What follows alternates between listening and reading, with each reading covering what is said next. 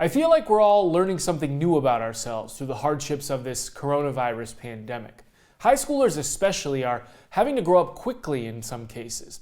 This week I spoke with the Golden High School soccer team about how they're finding comfort in friendship while their season is lost.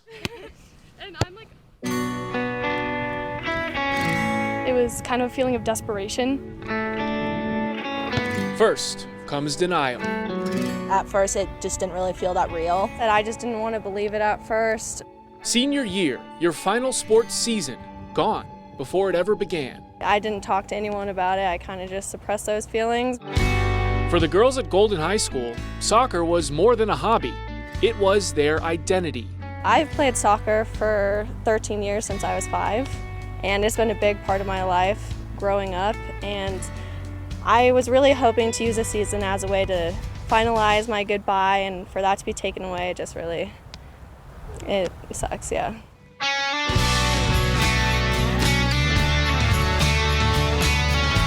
I feel like I'm the person I am because of it, and I'm so thankful for that. And it's trying to take the positives, but you know, it's hard still knowing what could have been.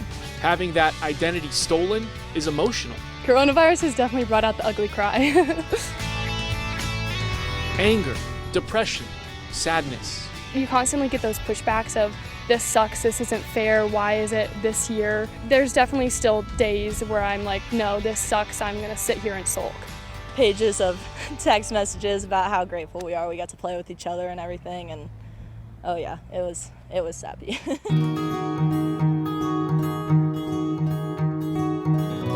Amid the despair, we find the power of human connection, the shining beacon of friendship, acting like a lighthouse during this wicked tempest. That's really helped a lot, just kind of adding closure, saying thank you guys for being there throughout all these years. You know, soccer wouldn't have been soccer without my teammates. I don't think just because soccer is ending that those friendships are gonna end. We're always gonna be in each other's lives. I've always known that about this group of people since I was a freshman. It's really bittersweet, but it's also really comforting to see because you can look back on the relationships you've made and know that you always have them and you can always reach out if you need.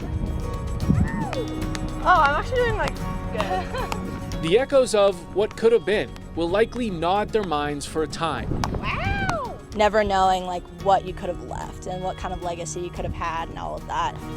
No, Quinn did. But the hope is that someday they'll find their way to acceptance.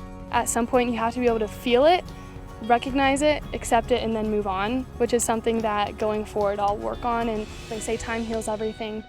I think Katie's right. Time and perspective will help us all get through this. And remember, if you have an athlete in your life that has a story worth telling, please reach out to us either on social media or via email at sports@thedenverchannel.com.